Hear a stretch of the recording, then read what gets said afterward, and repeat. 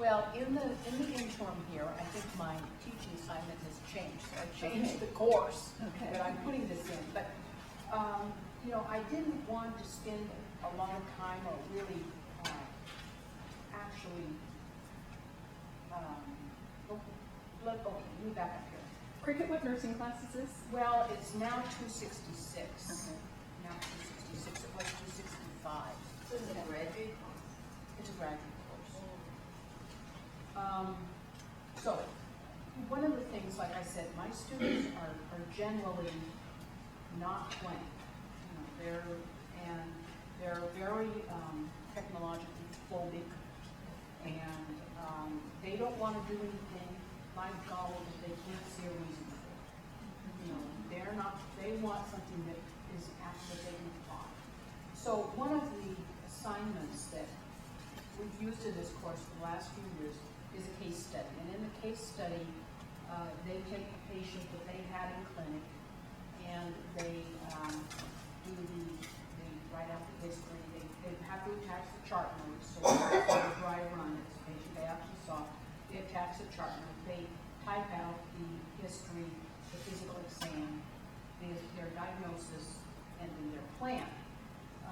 And so that was generally what it was in the first place. And then they were supposed to give 4 additional differential diagnoses and give them right down by the people they picked. So that was the original one. But I thought, you know, one of the things I really want to be sure that they understand is that they don't forget that pathway that they learned in Dorothy's class, because that's what's going to, pathophysiology is going to cause symptoms, which is the presentation, the history, physical exam, is going to lead to your diagnosis, and then it's going to lead to your plan. All this stuff is connected. Sometimes students don't make that connection. So I decided to try the concept map, and I talked about the concept map, and then I gave them, you know, there are several free concept mapping programs online, including Mindmeister at such and such, and then Delmo at such and such. So we developed a concept map demonstrating the relationship between the pathophysiology of a selected diagnosis, presentation, and management. And then discuss your management strategy. I really want them to think about why they chose to do what they did. States the rationale and information sources, at least 3. These sources can be accessed electronically or in print, but should be recent within the last 3 years. Remember, one article or source does not necessarily dictate a practice change. You know, there needs to be overwhelming evidence this is what you need to be doing. So evidence-based medicine aims to apply the best available evidence gained from the scientific method to medical decision-making. It seeks to assess the quality of evidence of the risks and benefits of treatments, including lack of treatment. Analyze the strength of the evidence and attach copies of your sources to the case study.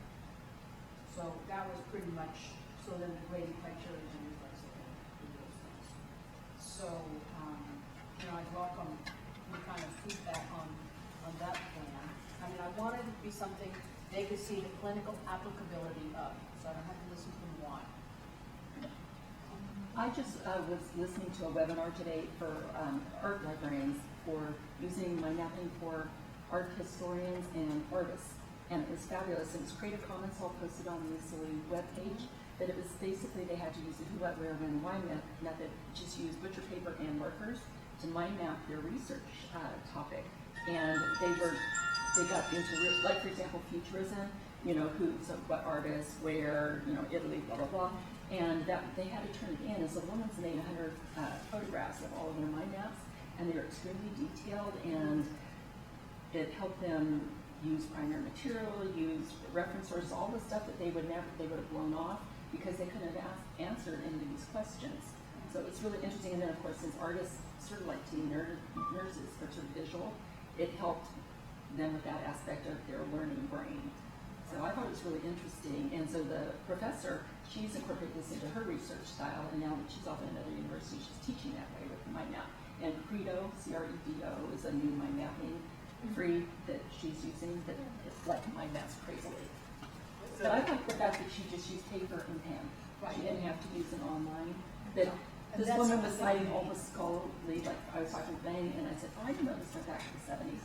Bang's, oh yeah, this has been going on like forever, the mind mapping and how it affects education. I didn't realize that. I thought it was a new fad. That's in terms of doing a lot more memorization, because a lot of people have trouble memorizing the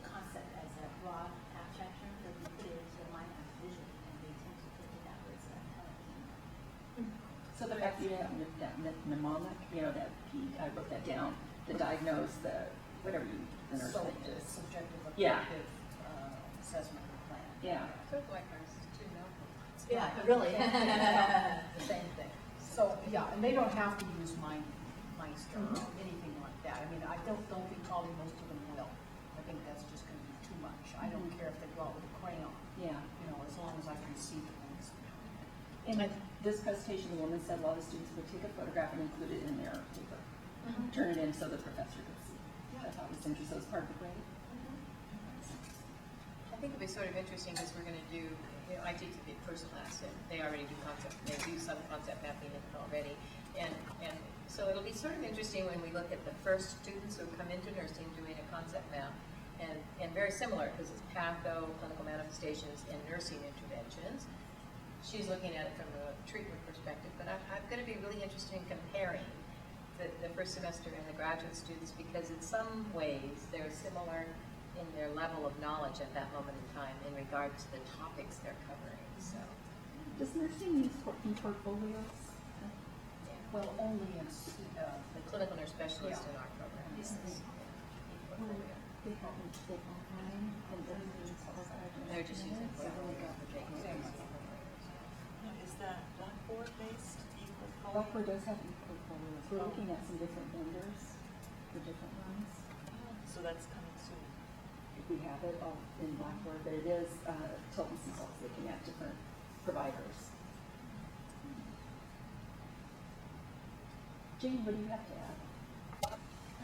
I looked at the revised syllabus with the additions since the last meeting that we had, and she's got a lot more than what you read in there that incorporates a lot of the concepts. I think it looks great. And it also is applicable to other courses too. I said earlier, a lot of this stuff you could put into any course. And that's kind of the beauty of it, that's kind of the point of it really, especially in nursing. You know, unless you're getting away from that evidence-based medicine concept. But that's very information literacy based in and of itself.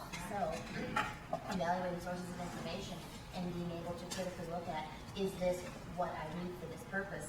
And is it any good? I mean, that's one of the major components of evaluating what you're looking at, not just because it exists, but does it work in this context? Is it what I need right now, right here for this?